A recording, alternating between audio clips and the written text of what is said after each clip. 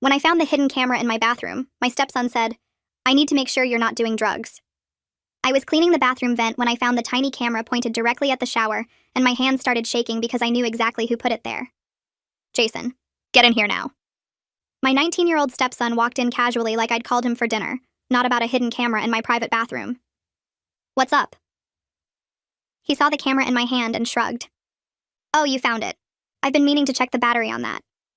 He said it like it was completely normal to put surveillance equipment in his stepmother's bathroom. You've been recording me?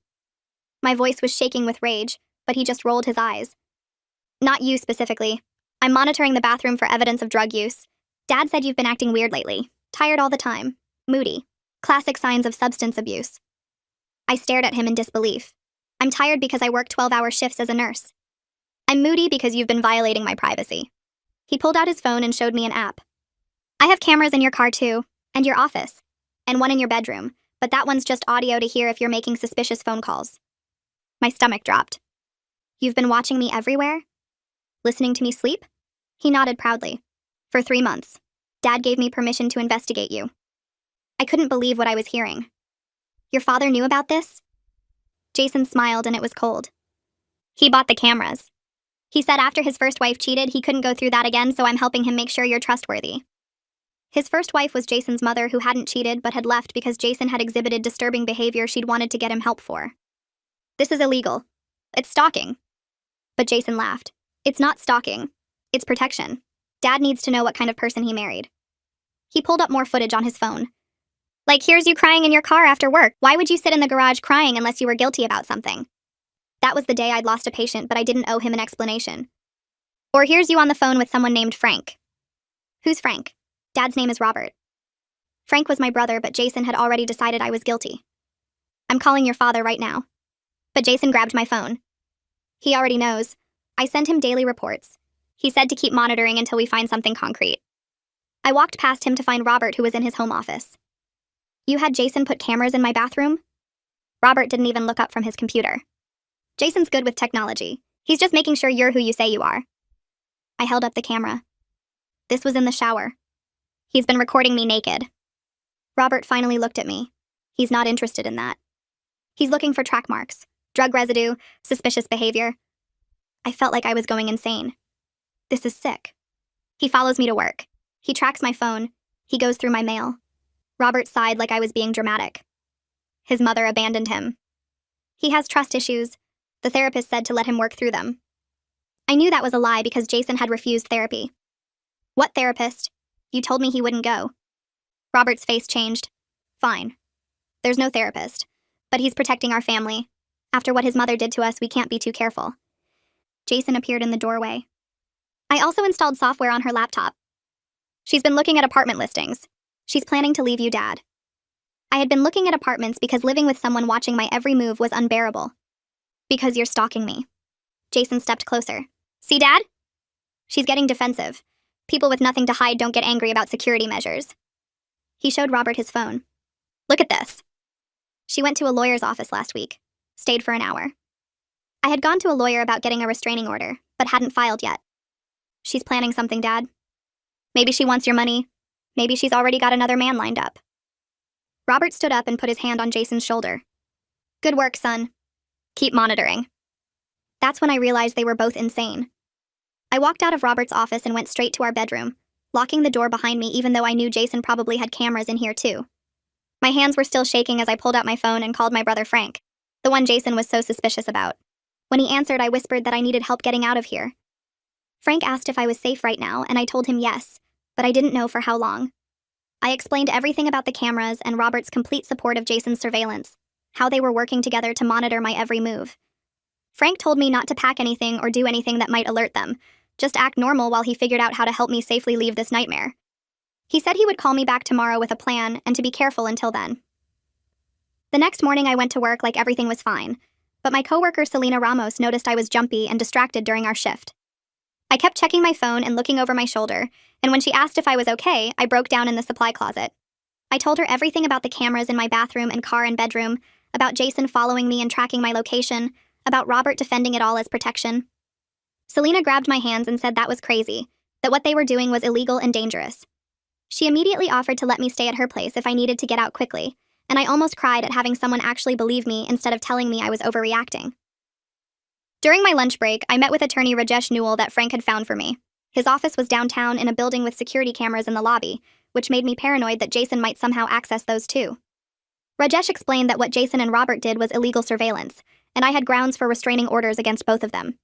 He said I needed to document everything, copies of the camera footage if possible, and plan my exit carefully, because these situations can become dangerous when the abuser realizes they're losing control.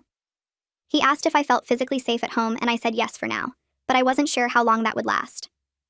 Rajesh gave me his cell number and told me to call immediately if anything escalated, and he started preparing paperwork for the restraining orders. I spent the next 3 days pretending everything was normal while secretly photographing every camera location I could find. I found 2 more in the garage and 1 in the laundry room that I hadn't noticed before. I wrote down dates and times Jason had followed me to work, to the grocery store, to the gym.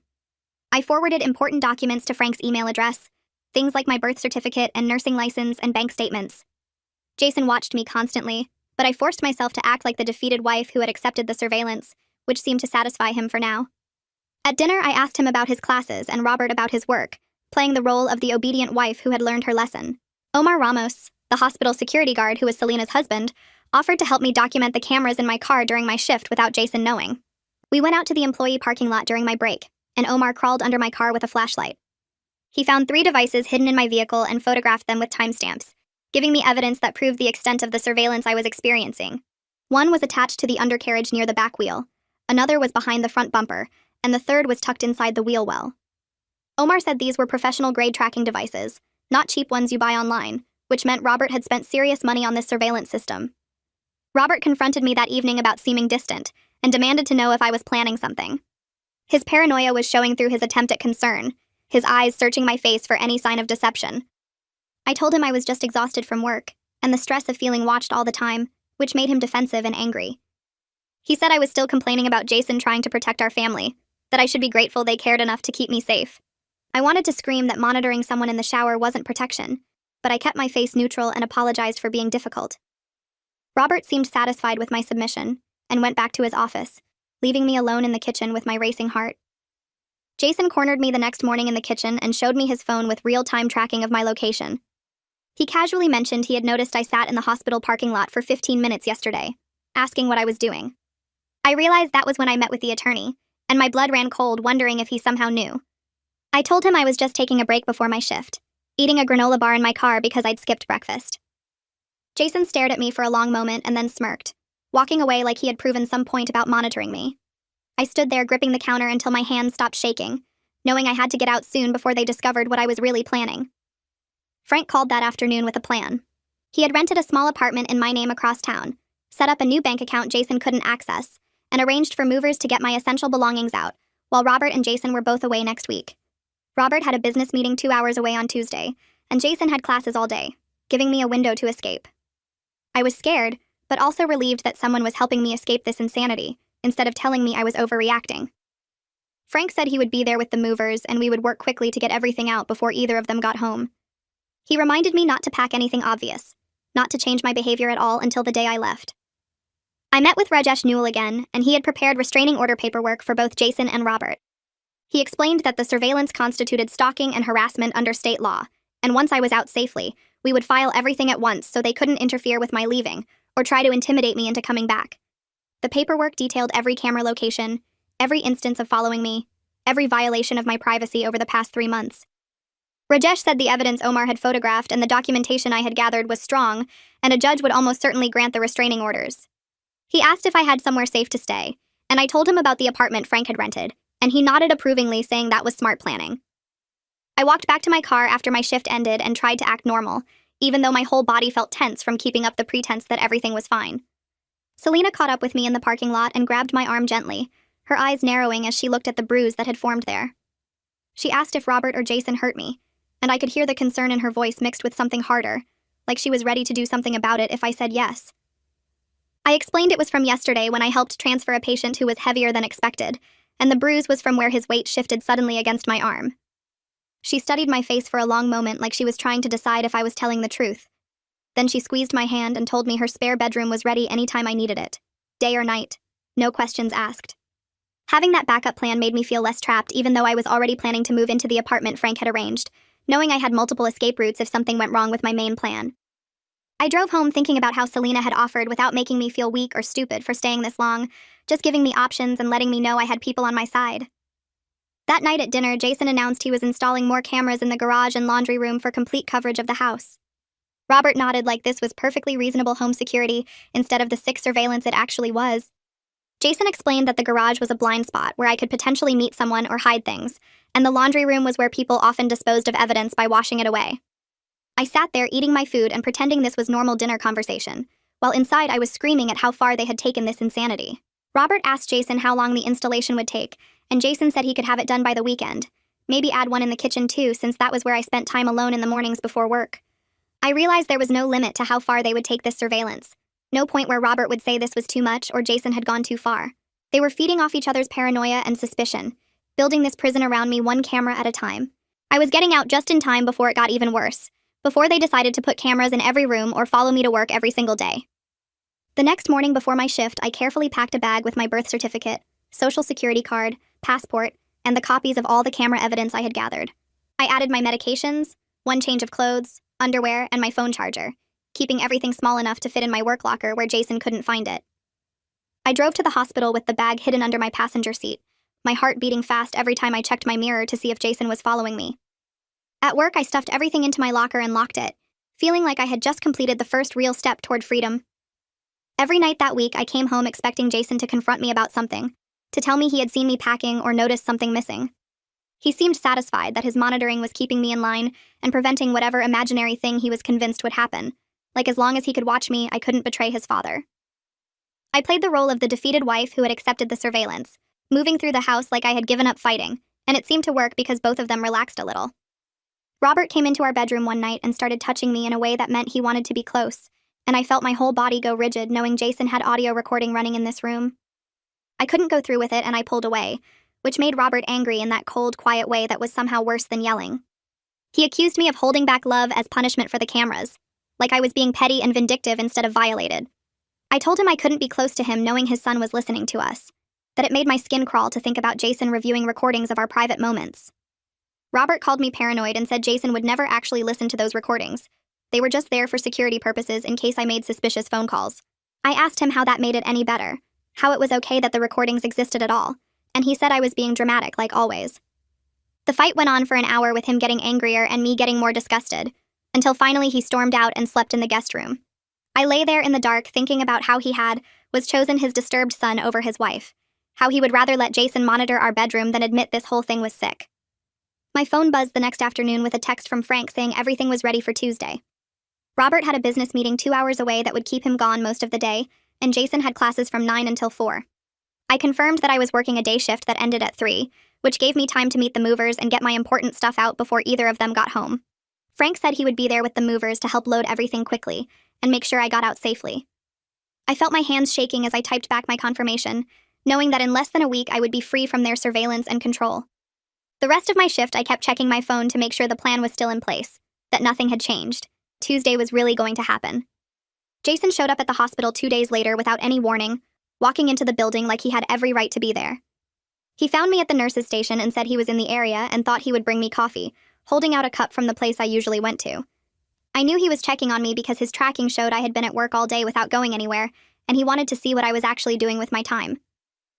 Selena appeared from the other side of the station and stepped between us, telling Jason in her firm nurse voice that family visits needed to be arranged in advance, and he needed to leave. Jason tried to argue that he was just bringing his stepmother coffee, but Selena didn't back down and told him hospital policy was clear, and he needed to go. I used that moment to slip away into a patient room, hiding there until Selena texted me that he had finally left the building. My whole body was shaking when I came out, and Selena hugged me, saying she knew something was wrong and she wasn't going to let him corner me at work. That evening, I drove to Selena's house with copies of my car keys, credit cards, and all my important documents in a folder. She let me store everything in her spare bedroom closet where Jason couldn't possibly find it, giving me another layer of protection in case he somehow discovered my hospital locker or searched my car. I told her about Tuesday's plan, and she made me promise to text her the moment I was safely in the new apartment. Rajesh had already filed the papers for the restraining orders to be served right after I got out, and Frank had arranged for the locks on my new apartment to be changed the same day I moved in. Every piece was falling into place, and I felt like maybe I could actually do this, actually escape without them stopping me or hurting me. Robert announced at dinner that he was taking Jason out the next night to celebrate him getting accepted into some tech program. They were both excited about it, and I realized they were bonding over their shared need to control and monitor, like Jason's acceptance proved he was smart and capable instead of disturbed. After they left for dinner, I moved fast through the bedroom, checking every spot I could think of for hidden cameras. I found 2 more devices I hadn't noticed before, one tucked behind a picture frame and another inside a decorative box on the dresser. I photographed both with my phone, making sure to get clear shots that showed exactly where they were hidden and how small they were. My stomach turned thinking about how thoroughly they had invaded my privacy, how many hours of footage existed of me in my most private moments. I put everything back exactly how it was, and went downstairs, feeling sick, but also relieved that I had more evidence to show the police and the judge. The night before I was supposed to leave, I lay in bed fully dressed with my phone in my hand, and the ringer turned on high. Jason knocked on my door at midnight and asked through the wood if I was really sleeping, saying his audio monitoring picked up sounds that seemed like I was awake. I called out in a sleepy voice that I was sleeping, and he needed to let me rest because I had work in the morning. He stood outside my door for 5 full minutes, and I could see his shadow under the door, could hear him breathing on the other side. My hand was wrapped around my phone, ready to call the police if he tried to come in, my whole body tense and waiting.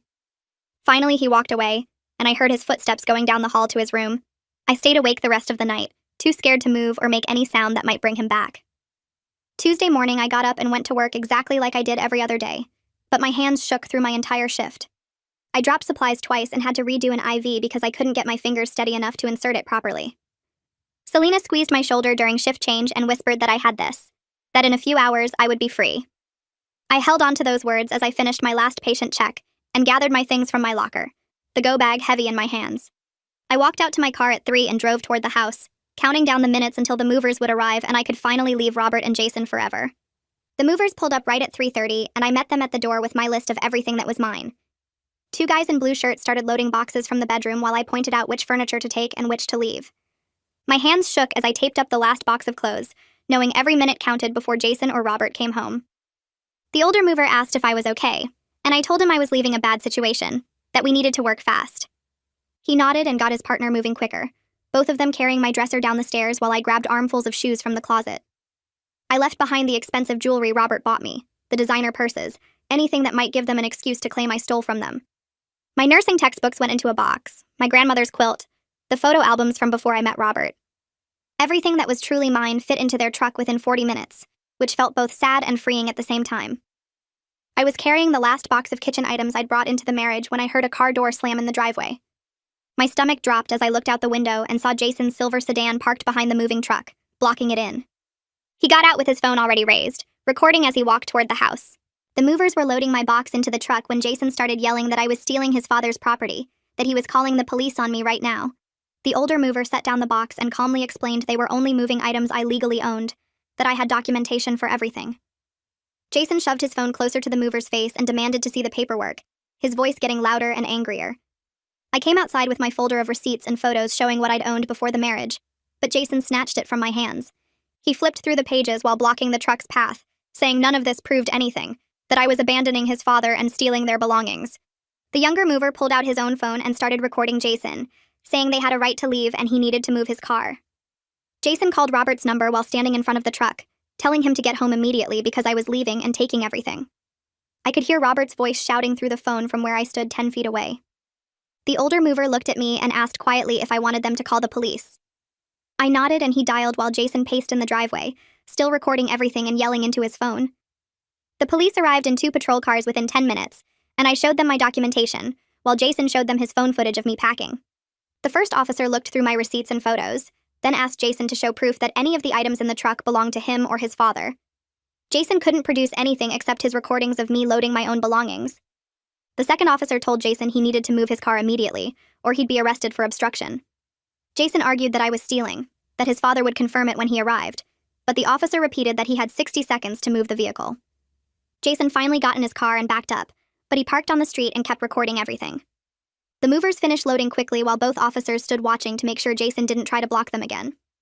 I was climbing into my car when Robert's truck came speeding up the street and screeched to a stop in the driveway. He jumped out screaming about abandonment and betrayal, running toward the moving truck that was already pulling away. I started my engine as Robert pounded on my window, his face red and twisted with rage. He yelled that I couldn't leave, that we were married, that I was throwing away our family over nothing. The officer who'd stayed behind stepped between us and told Robert to back away from my vehicle.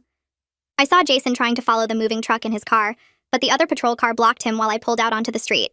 My hands were shaking, so hard I could barely steer as I followed the movers toward my new apartment across town. Robert's screaming faded behind me as I turned onto the main road, leaving that house and that nightmare behind forever. The drive took 30 minutes and I kept checking my mirrors to make sure neither Robert nor Jason had found a way to follow me. Frank was waiting outside the apartment building when I arrived and he hugged me tight while the movers started unloading. A locksmith van was already parked in front, and the guy was waiting with his toolbox to change all the locks. The apartment was small, but it was mine, with no cameras and no one watching my every move. Frank helped carry boxes while the movers brought up my furniture, and the locksmith installed new deadbolts on both the front door and the sliding door to the tiny balcony. My phone rang and I saw Rajesh's name on the screen. He told me the restraining orders were being served to both Robert and Jason right now, that they couldn't come within 500 feet of my home or my workplace.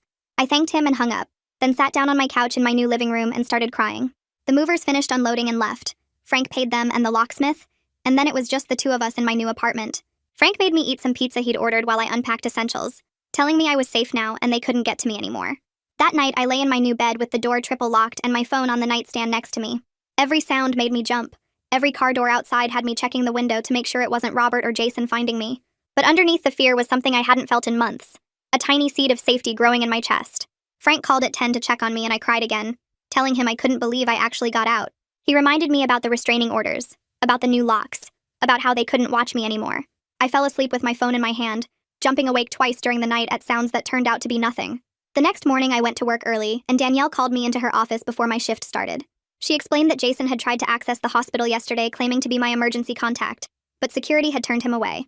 She'd already flagged both Robert and Jason in the hospital system, and if either of them showed up, security would remove them immediately. She'd also arranged for me to park in the secure employee garage from now on, instead of the regular lot.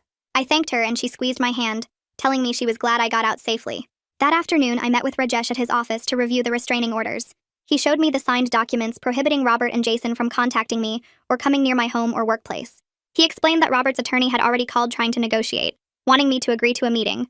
I told Rajesh I wasn't interested in talking to Robert until he got serious therapy for his paranoia, and Jason got the psychological help his mother had tried to get him years ago. Rajesh nodded and said he'd communicate that to Robert's attorney. I walked out of his office feeling lighter than I had in months, knowing I was finally free from their surveillance nightmare and starting to rebuild my life with Frank, Selena, and the legal protections keeping them away from me.